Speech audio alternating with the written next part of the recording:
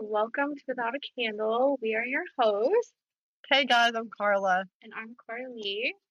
Let's just jump on in, shall we? We're here today with Teresa Brandenburg. We met, God, was it 2020, 2021? 2021. 2021. No, is that when you moved? Okay, that's later. Never mind. So I know a lot about Teresa, but I'm most thrilled about our relationship. So I'm always squishy. That's like, No, I understand. Me too. okay, too. There's a lot that I know about you and understand about you. Yeah. But you'll just explain it better. I will. So, well, you usually do.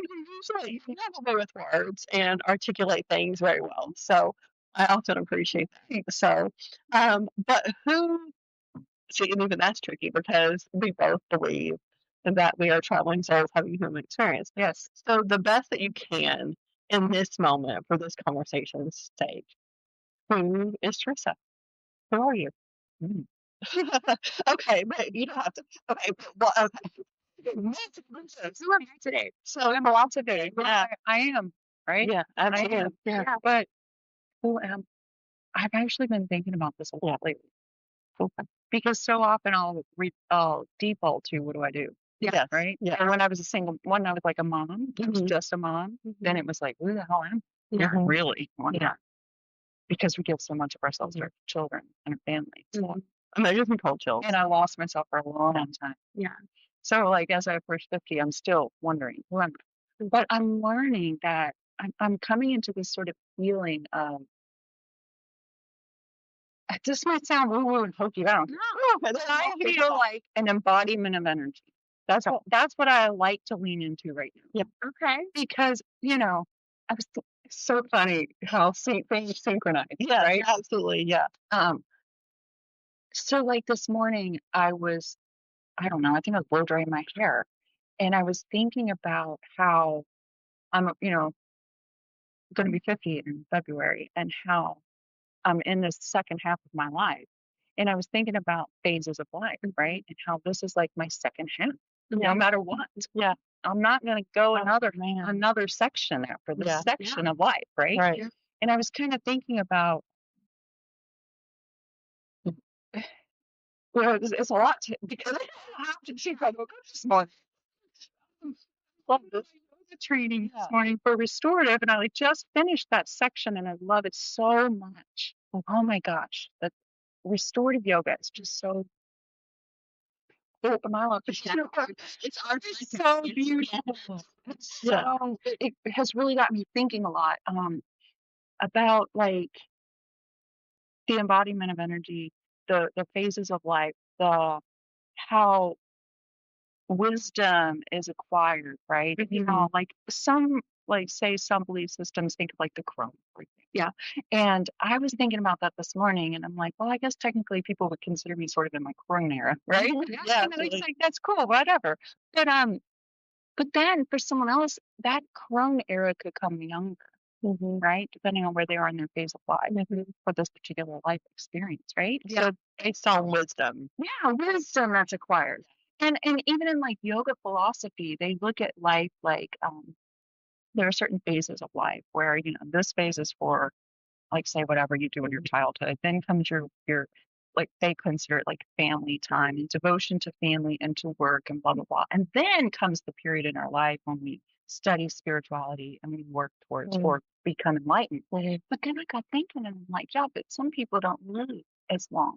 And so maybe their phases of life are more condensed, right? Or, I don't know. It just kind of got me thinking about things. And so it's like, I don't know how I got here, but who am I? I don't know. I'm an embodiment of energy. So the energy just unfolds how it unfolds within each person, right? It unfolds in me and unfolds in you. And it's just so beautiful and individual. Yeah. That's just where I am. I mean, that's very, and so all of our conversations are just like that, like general health conduct, that kind of thing, especially, with us, right? Because I feel like there's just know your audience, right? So I know with you guys, we can talk about some of those deeper level, higher vibration things, Yeah, right? Just right. the things that the general population would scratch their head and just be confused. And Right. I was there not too long ago, honestly, Mhm. right? Oh yeah. So then, I still go there. You never know what it is. absolutely. In this season for this conversation, since you worded that so beautifully, who am I versus what do I do? If they haven't put the pieces together yet, you're a yoga teacher or a yoga instructor or however you want to teach. Okay. Okay. Yeah. So then what else do you do? And I know that list is long. That's like asking us what we do. Yeah. So you really enjoy crafting. I Like, do. that is You the know, I season. feel like that is still part of my yoga. Absolutely. Like for me, okay, it's like the Karate Kid movie, right? Yeah. When, like in the new one, when he tells Will Smith's son, he's like, all of life is kung fu, right? Mhm. How you take off your jacket is kung fu. How we eat our food is kung fu. Well, for me, that's kind of how I think of yoga. And I've only just realized that it's okay and I'm allowed to do all the things if I want to. Yeah. And if I'm doing one and then suddenly I'm like, yeah, this doesn't feel right now. It's okay to let it go. Because for so long I would berate myself about that and be like, oh, I'm being fickle or whatever. No, there's a season for all things, right? Yeah.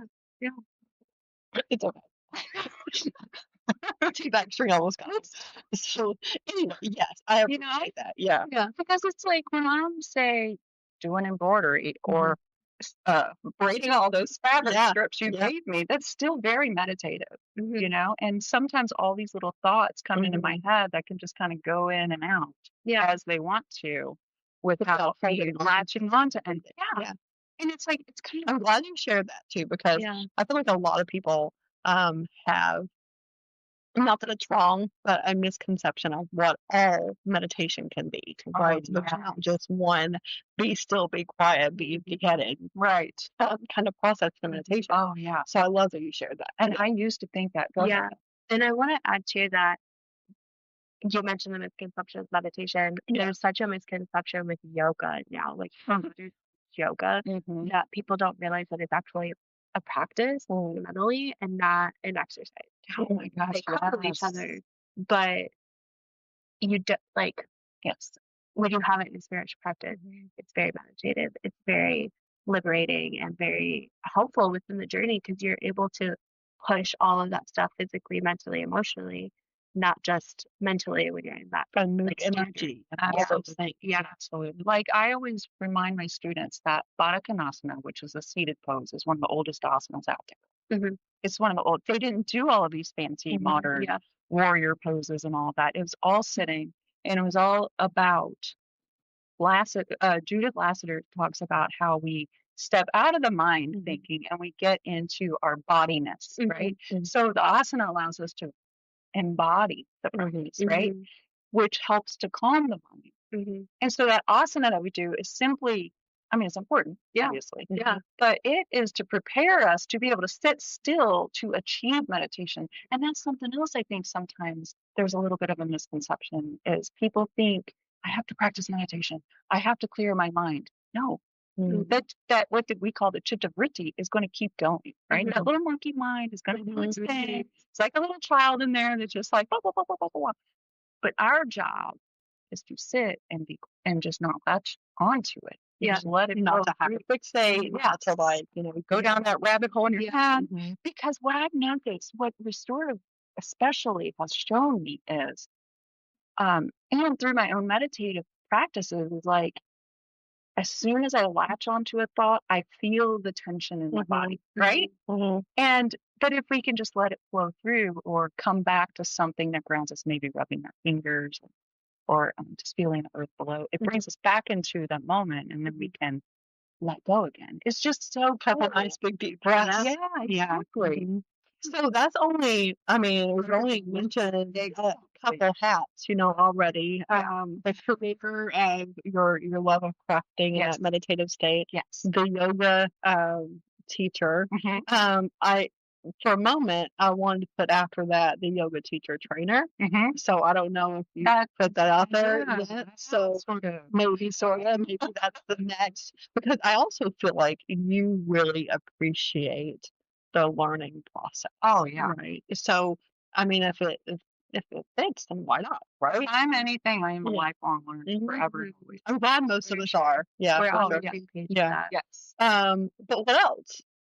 Well, I'm a tattooer. Okay. I love tattooing. Yeah.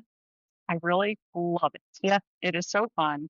I find that I really love the small ones. Yeah. I love to sit The down with little things someone, we- have our little moment, Mhm. and then, they go, they're happy, they do their A little thing. burst of sunshine. It is. Yeah. So, Yeah. yes, I Mhm. sat down with a friend of mine that I went to school with and did this little honeysuckle with her new grandbaby's saw name. that. Mhm. And just having a moment with her was just so lovely. Yeah. And I I'm love like, that. I could just do things like this with people and do it in a way that's like not all the time. Yeah. Because it's a lot. It's a lot. It's a big energy exchange, when you're sitting for 4 hours with someone that's Yeah. and you're touching them the whole time. Yeah. Yeah. I mean, that would be like us trying to do Reiki for 4 hours.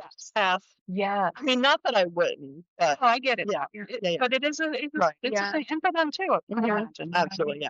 Yeah. I've recently been being more and more aware of the tattooers that couple it with a spiritual practice.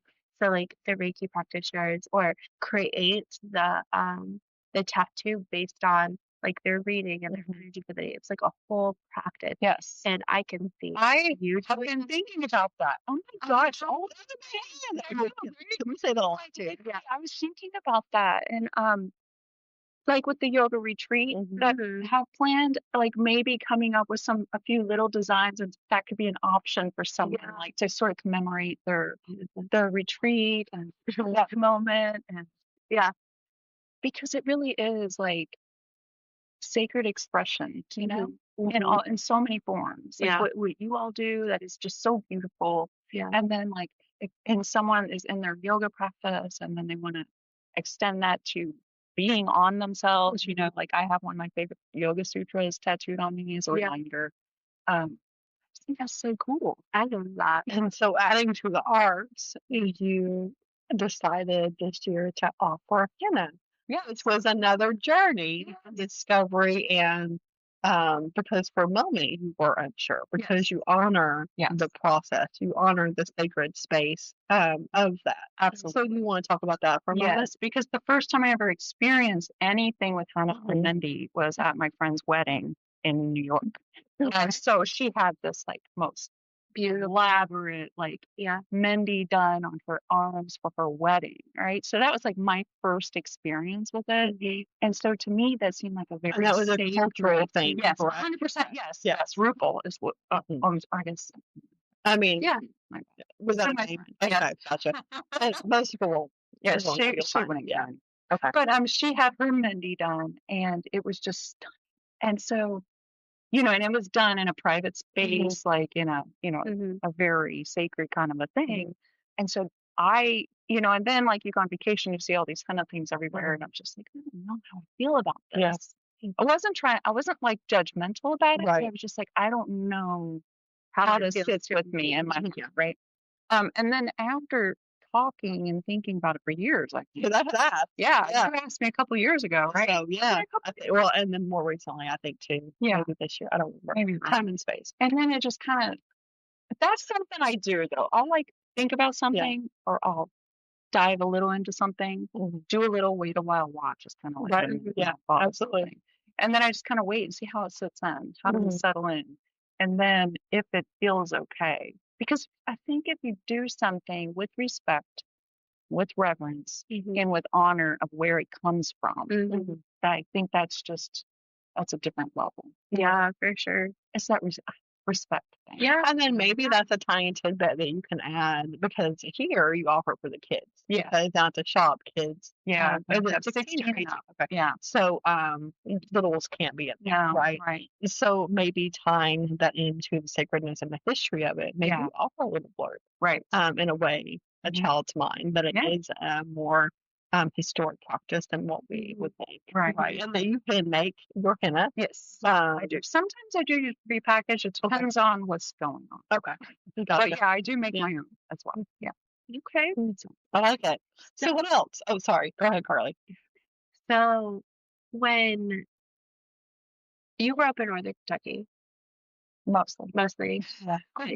so I moved a lot, but all around. yeah. But it was- So from my understanding of your journey, a lot in Northern Kentucky, a lot of Cincinnati, but a lot rooted here, Yes. right? Mm-hmm. So when through your journey did spirituality start spiking you a little bit? Because we live in the Bible Belt, and I know that like even if we experienced or had some thoughts, we tend to internalize that for a long time. Right. When did you have your first "there's more" moment, and when did you start feeling "I'm not gonna hide anymore"? Oh boy. So when I knew there was something more, I was a little girl living in the trailer park in Silver Grove, Kentucky. Okay. And I was in the back, in my yard. It wasn't backyard. It was a little dirt yard. Okay. It was, yeah. And I remember seeing this little bee down on clover. And I don't know, I was just clover, maybe stuff like that in the yard. And I saw this bee and I started petting this bee. And the bee just stayed there. Okay. And I was like, because everyone's like, you should be afraid, don't mess with bees, Yeah. blah, blah, blah. But that little moment right there was something that was like, okay, this maybe what I'm always told isn't accurate. Yeah. Maybe it's not a truth. Maybe it's, Yeah. And then, but I mean, that was just a little tiny tidbit. But then when I really started to get into spirituality was when I was a teenager here. Okay. And I was trying to meditate, even though I didn't know what I was doing. Mhm. You know what I mean? Yeah, you didn't know how to name. Yeah, I didn't have any practice. I was just like, I'm gonna go sit in the snow and see if I can like sit in the snow and let it not bother me. I don't know why. I just thought I would try it, Okay. And then I would have candles, and at that point though, I was going through a really rough time, and as a teenager. Yeah. Uh, Yeah. Yes. so I thought I had to clear my mind, and there was a lot of I don't know how to say, like unrest in my family situation and such. And so a lot of that kind of went dark. Does that make sense? So it took me kind of on this like rebellious path, which was a little dark, And so from that, maybe it was necessary for me, maybe seeds are planted in the dark. Yeah. But it's later where I learned that a practice can be anything. It depends on who's practicing, where they are mentally. That can vary day to day, right? And I think that it has been in this later part of my life, post 30s, because it's tumultuous to me. You're still there. I hated my 30s. Okay. I quickly got It's a huge shift. It's a huge shift. Yeah. I don't think that's talked about enough. No. I think we talk about the teen years and the 20s, and we're figuring ourselves out, and then the 30s, nobody gives a shit about the 30s. I feel like the 30s and 40s people just kind of like fall off. They like forget. They drop from like the 20s to the 50s. Yes. Like there's some top right now. Like 30s are frowned upon. Like everybody counts, and no one celebrates the 30s. Yeah. Like, oh God, I'm 30. I'm old. I'm like, Yeah, and it's not no, you're you're so not. right. Yeah. Yeah. Absolutely. Yeah. So, but then I think in that area, when I'm still trying to be so hard, I think I equated strength with hardness, right? And all that's fear based, right? Unfortunately. And I think that it's in my 40s when I'm like, okay, there's strength and softness, and I'm learning that through my yoga because firm foundation, soft, openness, expansion, right? It's only when we feel secure and safe that we can expand and open ourselves, right?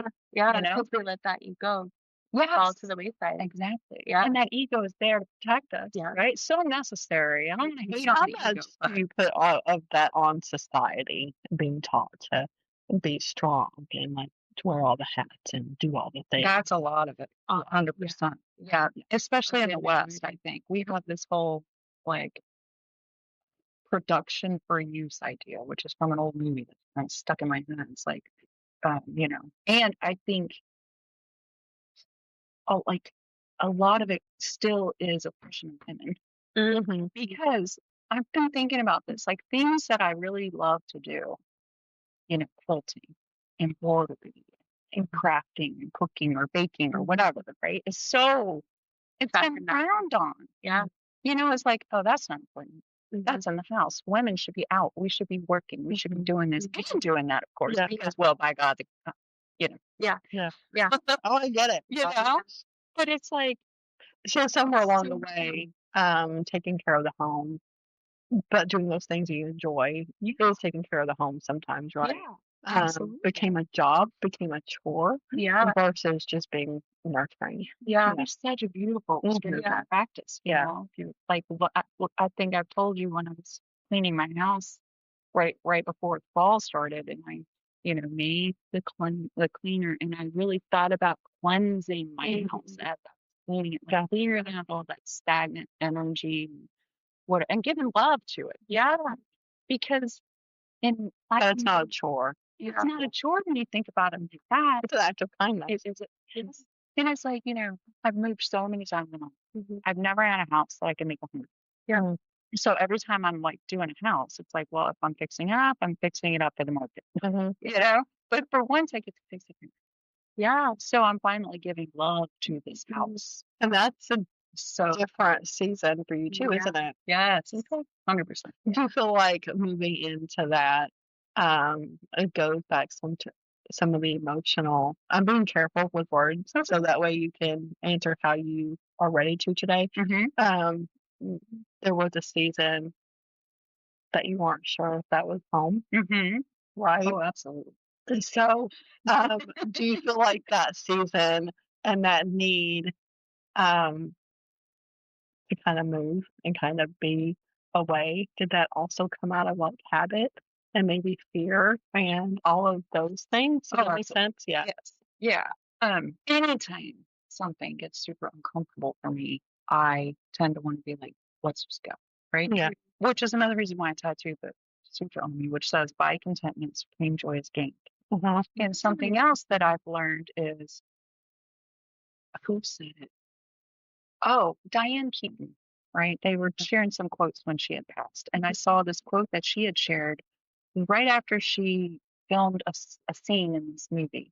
And she said, we spend our lives building a house only to realize, and one day we realize the home is in ourselves. Yeah. And I was like, oh, and that just really resonated. So I wrote that down, Yeah. Maybe I just stayed. Maybe it's like, okay, so I can share about sobriety here. Absolutely. So like that was another way to run without going anywhere, right?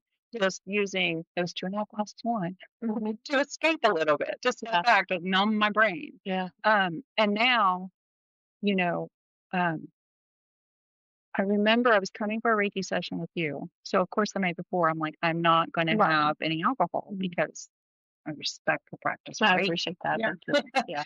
And so, I did all of that, fasted the day before, all those things. And then I came to Reiki and you had said something to me that really resonated with me. And I was like, oh my God, so that is what it is, right? So I have not had wine since the day before that since the day before the Reiki, because what you had said to me, sort of sparked. Yeah, sparked. Well, validated what I've been thinking. Okay. And so then my dog passed. Baby. But then I'm like, no, I'm not going to be. I want to remember him. Yeah. Yeah. And my cat passed away. And I, no, I don't, those tendencies to be like, oh God, I just wanted to supply or whatever. Let me just unplug. Yeah. And then my dad and the same thing. So instead of thinking about, I want to do that to cope with it, right? Another way to run. Right. I'm like, no, I want to sit with this because this is life. Yeah. And I can't keep running because what I'm running from is me. Yeah. And I'm always here. Yeah. Wherever I go, there I am. Those events are always happening around us too. Yeah. Right? And so I remember after your father, right? Yeah. You had posted just a very simple that you were sitting. And then today's practice was about, I don't remember exactly how you worded it, but it wasn't about all of the asanas, right? It was about sitting with yourself. Yes. Right. And so I don't practice sobriety the same way you do, right? But a conscious effort is that I don't allow alcohol Um, to be something that I use to celebrate or when I'm sad or all of those things. Yeah. Right. Sometimes I truly like a glass of cider Right. with my food. Yeah. Right. Right. Especially if they have really good cider. So Yeah.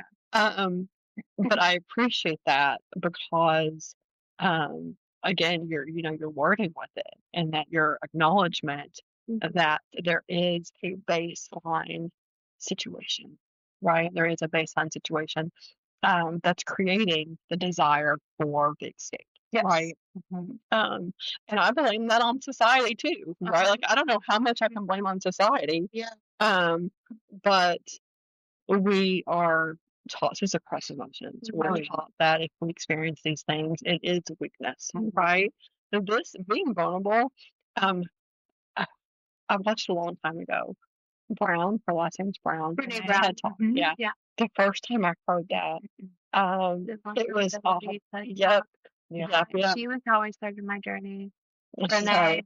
it almost felt like I was allowed to take off this armor, Right. right? Yeah. That I was allowed to show expression. Mhm. Not that my face lets me hide much anyway, right? But that I was allowed to be real with people. Yeah. And if someone truly stopped today and looked me in the eyes and said, "How are you?" that I could answer that honestly Yeah. versus being like, "I'm fine." Right. You know? Yeah. So, and Yeah. sometimes it may just be like, I could use some coffee or I could use some tea, right? Like, you don't have to be okay. Exactly. And some things in the moment that feel like the end of the world may be the end of the world as we know it, but you're still allowed to process that, Yeah. Exactly. you know? So, Once you man, realize that day to day, you're going to grieve something, and it may not even be day to day, it could be week to week, and you truly let yourself be mindful and be in those practices to allow yourself to ride that wave. Yeah. What comes after that is you no longer hold that physically. Right. You no longer hold that mentally. It may still pop up, right? And it may still be uncomfortable, but not as uncomfortable. Right. And you can take away when you add vulnerability into your practice, you take away that shame element that you give yourself as well. Absolutely. You're not shaming yourself into, I don't do enough, or I'm not good enough, or why did I say that they didn't want to know? Well, they asked. So I'm going to answer it. There you go. You know, I'm not going to burden myself and hold that that in. goes back to knowing your audience, right? That's the deliverance and discernment on deliverance. Absolutely. But man, it's a lot already. Yeah. Isn't it? Yeah. Crazy? Okay. So, you became one of our practitioners here earlier this year, like early spring. How have you felt your journey with that has been going? I love it. Yeah? Yeah. It's great. Okay. I enjoy teaching him very Good. much. It's wonderful. I appreciate it. And so you've taken a short hiatus. Obviously, your journey needed that. And you are excited to come back in November. And you have some changes coming. You want to talk about that? Well, let's see. What I've had a few. Yeah. I'm doing well. I'm going to be doing. I'm sorry. I'm so totally blank. That's Like, okay. Give me something. I think it was a series. You're sweeping up a geek, right? Yes. Thank you. Yeah. It's only a series. What I'm doing is I want to be a little bit more intentional with the classes. Okay. Because I feel like if it's just labeled as gentle yoga or it's just labeled as what I call the spirit flow, people might not really understand what's involved with that. So like I'm giving each one sort of a theme. So that kind of like our gatherings. Yeah, it's like the gathering. Okay. So then people kind of know what's coming. And like someone might see a gentle yoga like coming up, it's for balance and strength. Well, a lot of people might not even think of gentle yoga as being a strength building exercise. They think it's just too easy. Yeah. Anyway. No, I get it. You know, and then like the spirit flow, one of them is for the thoracic spine. Right. So we're going to focus on like heart openers, little bits of back bends and things like that, because so much of life is like this. As I say here, Everybody does it. We all do it. Yeah. And so that is sort of like opening up in the chest and doing these, different things. And then also adding in, and my students asked me to do this, so I'm so excited. I'm offering the Sacred Stones Yoga Nidra once a month with good, gentle yoga. Nice. So for people that don't know what Yoga Nidra means, will you share a little bit about that? So I'm excited. Yoga Nidra is what's considered the yoga of sleep, although you're not asleep. You're just in such a state of deep relaxation that you get sometimes better rest than when you're asleep, right? So if you ever wake up from sleep and you're like, I feel like I haven't slept at all. Well, Yoga Nidra, you're lying down in a comfortable position, fully supported. I even encourage them to cover up with blankets, use bolsters, raise their feet, whatever they want to do, whatever makes them feel comfortable. And then you stay that way for the duration of the class. And then I walk you through a meditation. So it's sort of, there's where you're tuning in, right? Arriving. I always think of it as arriving in the space. I like that verbiage. Yeah. Yeah. Because I mean, sometimes we're not there, right? Right. Yeah. I've been in a whole class before where I don't feel like I'm there sometimes. It's just being human. So you arrive, and then I walk you through the different areas of the body, and then it goes into breath work, and then sort of a visualization meditation. And then I slowly bring them back out. But what I add in also is the hot stones. So they love that. So I do hot stones, and then I do a cold stone on your third eye, which is like an interesting sensation. And that sort of, they really love that. So I'm like, okay. And I also use the hot stones in other classes, but that's during Shavasana. But yeah, the Yoga Nidra was such a hit that I'm like, so like, please do this every month. I'm like, okay, we'll do one class a month. And then I'm also offering restorative yoga, but that one is a little bit different. And that one's like super small scale. But for now, I would maybe eventually like to possibly add that. So this is more for like planning for us. It doesn't really matter because we're open to you just coming in and doing whatever you do. I often wonder though, and this is something in my own practice, is sometimes to appreciate all the pieces, 60 minutes. No. Yeah. That's why I like to do 75 usually. Most of the time, 75. And is that 75 minutes start to finish? Is that 75 minutes in practice? No, that is start to finish. So, I mean, the whole practice itself is usually an hour and five. But with restorative, it's 90 minutes. Because that's what I was thinking. You have to have. So if you want 2 hours would be optimal. Absolutely. But some people, you say 2 hours, it's like, what? Yeah. Meet them where they are, right? Absolutely. And so on that same note, there are days that you offer yoga here where we're not open. Yes. So if you need those 2 hours, and if you need to leave the door open, and sometimes you know that not every person has 2 hours in them, right? So they can be positioned close to the door, and they can excuse themselves as needed. Because some of the practice, while honoring time and space, is that we eventually learn that what goes on around us doesn't affect us. Exactly. Right. Exactly. And I always just say leave before Shavasana. Absolutely. Yes. So if you need to escape, well, I don't like that word, but if you need to excuse yourself, then that's okay. Absolutely. Right. I wish that door was easier to get open. And that's okay. We're on podcast. Sorry, squirrel. But we're cutting ahead for you, right? Because I really appreciate restorative or those yin style yoga and yoga nidras, but for extended time. Yes. And so you mentioned we're not asleep, but it's a very deep, relaxed state. Yes. Some people may drift off to sleep. Yes, and that's okay. So if your breath changes and you go there, then that's okay. Don't let that be a fear. Right. Of, and I often joke when that would happen, is that, if you fall asleep, then just lock the door on your way out. Right. Yeah. Don't be scared or whatever. But I'm excited for you. I'm excited for you in that season. Thank you. How do you, because it has been something I think we've all talked about, is in a small community like Indiana, and the next part will be shitty. Often not everyone but it comes with a level of uneducatedness and small-mindedness Yeah. and ignorance. And when I use the word ignorance, it isn't to be demeaning No, no. or rude, Right. but You'll know, and if you're just exposed to it, there's a level of ignorance. so Absolutely. even though we're not in this practice to make a shit ton of money, it still has to have value for us. Yeah. As practitioners, like Yeah. we still have to know that our time and knowledge and practice is of value, Valuable. right? Mhm.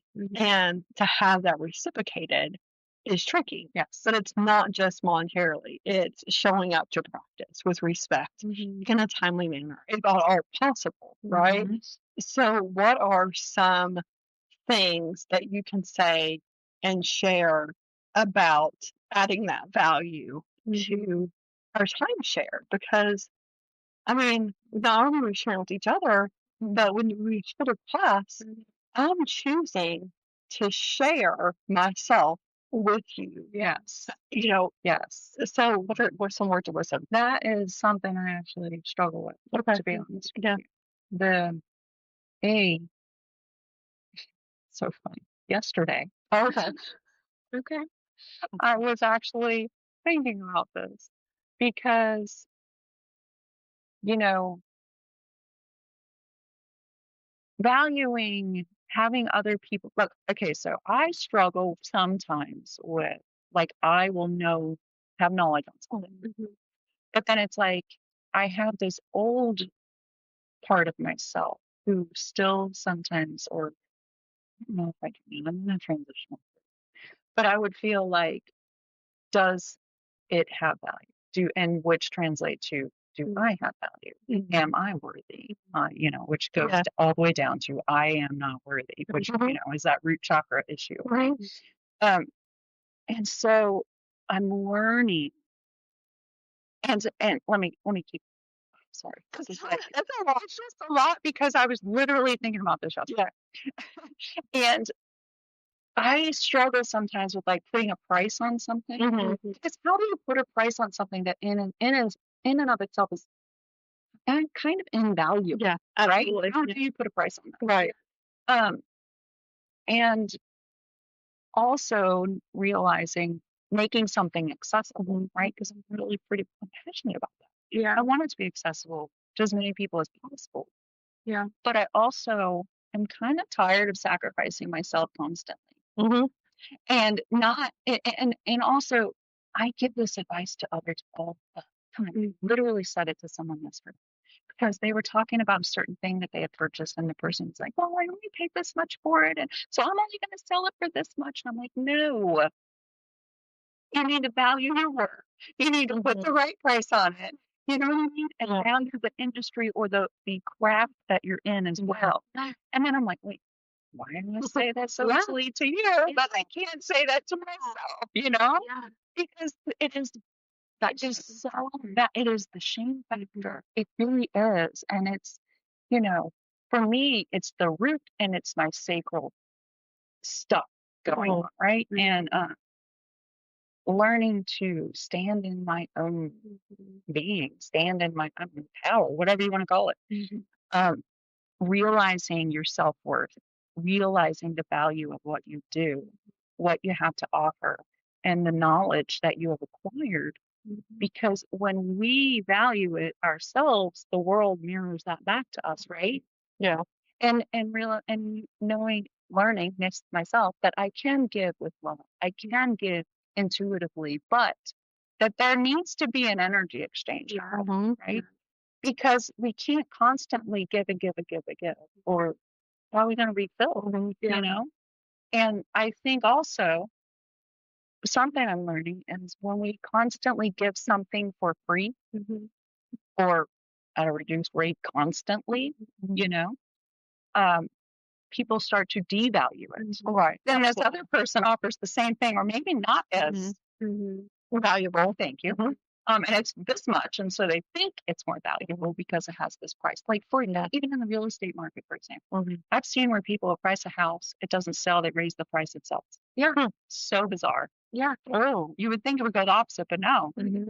is strange. Tell my mom that little time. Yeah, you never know, right? Yeah. And so let's brainstorm after, because in the past I have put out the option for people to do a waiver of sorts, right? So if they truly wanted to come to a class and they truly were willing to commit, because a lot of people pay and they don't want to show up, right? Like they think they do. I did that recently. I've done it before. With the class, right? That I've signed up for the whole thing, paid for the whole thing, and I decided this is not what I thought it was, and I don't want to take the time to do that anymore. Right. So there's that little tiny tidbit, because in those moments, the time put aside for that, I could use on more personally more valuable situations. Absolutely. Right? Yeah. So we, waivers, so if you truly want to show up, if you truly want to do the things, cost should not hinder in some situations. Right. Yeah, Right. I for agree. sure. Now, if that person is willy-nilly spending, all kinds of else, and they just don't want to spend their investment money here, Right. then that's not my problem. That's Right. not my business, right? Right. And I don't mean here just in a space. Yeah, I mean in here, general. Yeah. yes, right? Mm-hmm. So there are some fine lines there, because on the other hand, a gift or a waiver, or however you want to word that, is a gift, right? So that's advocate. At some point, it's none of my business. Right. Right. Like that is their karmic debt to deal with. That's their whatever. But as a human, I'm like, what do you mean? You're taking away from my budget because you didn't want to put your investment here, but you can still put your investment there. Yeah. Yes. So as a human, that sucks. Yes. It does. As more than that, I've had that. I know it's none of recently. my business. Oh, Yeah. It's yeah. like, when something has been given, and then they're like, oh yeah, well we can get this, blah, blah, blah, blah. And then it's like they turn around and go buy the same thing or similar from someone else. I'm like, what the hell? Right. But then that's when I kind of got thinking about things, and I'm like, well, do I truly do? I mean, I see the value of what I do. I practice every day, right? But for some reason with me, when it comes to finances, and I'm working on this, there's some sort of there's something, right? And I don't know if it's some sort of like a block, but I'm working with it. You know what I'm saying? So I don't think it has anything to do with them for my particular situation. I think it has to do with me and something I have to personally work on. Yeah. But yeah, as far as the value, I am learning that. I've learned some from you with you saying I had certain non-negotiables, and that's just the way it is. And I'm like, I love that. That is so good. We should have certain non-negotiables. Yeah. Yeah, I think the trickiest thing with our talking about this three, the shop, your business, it's a lot to do with the area we live in. We want to bring new, we want to bring in education, we want to bring in what we value and understand. That would be good for the collective, but our community hasn't risen up to that. So I don't want to use the word standard, but that Awareness. Yeah.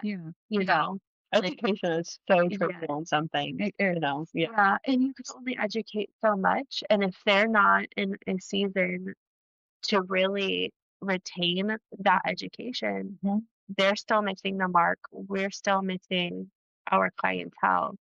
And so where's that fine line, that balance? Right? There's a theory on that, and I use the word theory loosely. The same concept with some ancient text, right? And like the Bible and the Hindu text. That those that could understand a deeper level of understanding. I know that's a lot, but that they're so like for us, it's a lot about the Bible. But maybe that's because of what we can comprehend, right? We as a collective. Right. We can read those words. We can understand those things. Maybe not the secondary teaching of that, but on the surface level. Whereas the Bible, I butchered that, right? It takes more attention. It takes more digging. Right. What are some other texts related to the Vedas? The Vedas. Okay. The Vedas. And then, shops. and then there's others that are the spiritual texts, right? I probably shouldn't use air quotes, but that the region or the area of the world that got those were based on their option to understand and comprehend. Absolutely. And to digest. Yeah. So it's kind of, it's not the same, but it's kind of the same. Yeah. It's like this little piece of us. There's a few that are Already ready have to that. receive. Yeah, but then there's the majority stuff. So in the beginning of the podcast, you had mentioned how we're traveling souls on a human experience. Well, you got to think of like we're all obviously in a human experience right now, but where are they at in that soul journey? And if that means that in this human life, this human experience, your soul is not ready to unlock any of that, your soul's not ready to unlock that. And even if you keep reading all the education we put out there and it's still not clicking, well, that just means that your soul isn't ready for that. And I just simply say sometimes what sit with you, and what doesn't, and let it be. Yeah, that's what I was saying. Take what serves you, leave what doesn't. Right? Absolutely. So as business owners on the other side of us knowing, because we have some of those pieces unlocked and we're trying to educate what we know, we need to also understand that it's never us. Right. It's never us. Right. It's their journey. Yeah. And it's so hard because like we want you to be enlightened too. But that's another thing I've been thinking about too. Because for me, some of the things from here up, not from here. I always struggle with the parts. Right. But from here up was okay. Yeah. But for me, it was being in the body was difficult. Being, that I'll use the word sensual, right? Living embodiment, right, was difficult. Standing in my own power was difficult unless I went to the whatever, right? Which it was a season. And then like opening my heart and trusting was and still is sometimes very challenging for me. So that's just something else to think about is like maybe some people, because like we've talked about so many times, it's not linear. It's I was thinking of like the DNA or like the way our blood flows, because it's like growth is what I mean? And it comes back down and it goes up and it swirls and it swirls and it does all the things, and it's like even time itself is not linear. Sometimes I'll still go back to myself in a moment. If I am feeling it in my body, it is real and it is happening. That's how I feel. Yeah. If my mind is stuck in a loop of something that happened 20 years ago, then it is real and it is happening for my energetic body. And I just take myself now with what I know and I go there in a way. I don't know how to explain it, but like I'll go to that girl. I'll just imagine myself there as an adult in that moment. Like softening things that maybe need softened, maybe giving a hug where a hug is needed, right? And I even told my mother this, she, when we talk about something, I'm like, Mom, just go back there. She's like, so that's one of the meditations, kind of sort of one of the guided meditations that the conversation spirit is taking a moment to go back. It's usually to go back to a person, right? But people, places, and things, right? And if you can imagine yourself, you can imagine whoever you believe. Absolutely. Imagine that Jesus is there giving you whatever the situation is, a hug or the softness or the love or the light or whatever it is. So isn't that distance Reiki? And see, that's something. Okay, so I'm a Reiki. I'm a Reiki too. Yeah. But for me, I've struggled with it from the moment I did it. And to be honest, I don't even know how I ended up where I was to get it. Yeah. It just happened. Right. And I'm like, but I've not really ever used it except for my family. Because I'm like, well, I was already doing stuff before I got attuned. So then I get, and then I'm like, well, is it this or is it not? And do I call it this and do I not? And what, you know what I mean? Yeah, and all it's up to you. I know. Right? But see, so you helped me with this because we talked about how you both have your own different ways of doing things. And I had only known one. Okay. Until I came to you and I was like, wow, that was totally different. Yeah. And then we talked about it and you're like, well, mine's different. And I'm like, oh.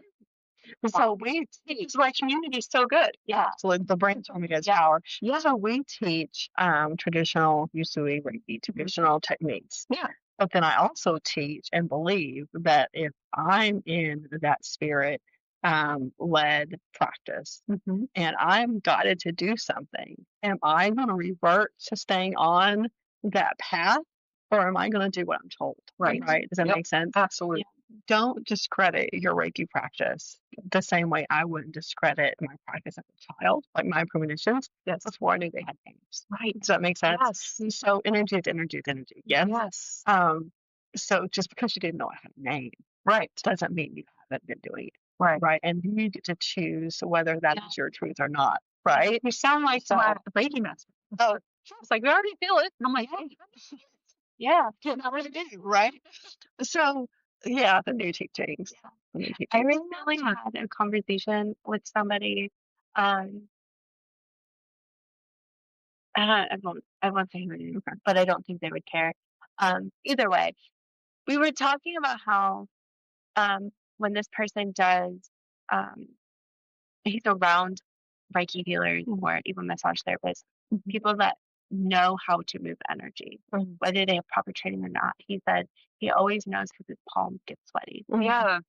And I thought that was really interesting because he's like, I don't have to know their name. I could be watching them in the store and just get that feeling in my hand. And I look at them and like, I just know who it is. I just That's know cool. that they are.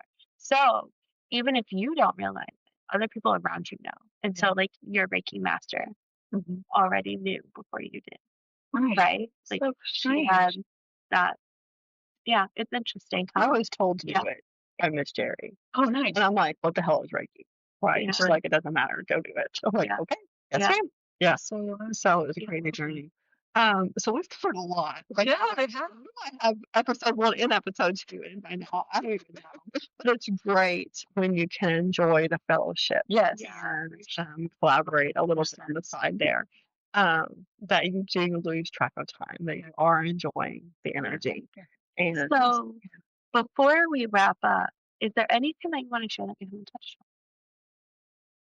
I don't on? so. Okay. So why don't you go ahead and tell us properly, because we skipped it. I have one quick question. Okay, one quick question. So if someone were to ask you a question, actually, what did I want that was in?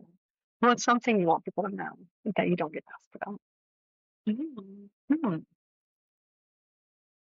But I don't get asked about. Good question. Okay, and we can save that for later. Okay. Yeah. So you wanted her to share. Yeah. So probably share your business. Okay. How people can find you. Okay. And any closing things you want to say. Okay. So, I don't know. My name is Teresa. Okay. Teresa. Okay. When I was little, they called me Teresa Risa. So Oh, that's perfect. My business is the Tattooing Yogini, and you can just find me on Instagram or Facebook. I'm also on TikTok, but that's more like silly fun things. And you have a website? I have a blog. I changed it because Wix sucks. And I was like, I don't need all of this. And this is just taking up way more of my time. So I have my blog, and that is my focus, my blog. But you can find that from my social media. I have everything linked there. I also have a free 7-day, what I call my free flow program. So it's on there. You get 7 days of yoga and then also a recipe book for like people who are interested in sober living and such. There's like recipes for mocktails. There's a little bit of my personal journey, but it's all right there in the link and you can just do all 7 days, whatever. Perfect. I love that. Yeah. And you tattoo out of where?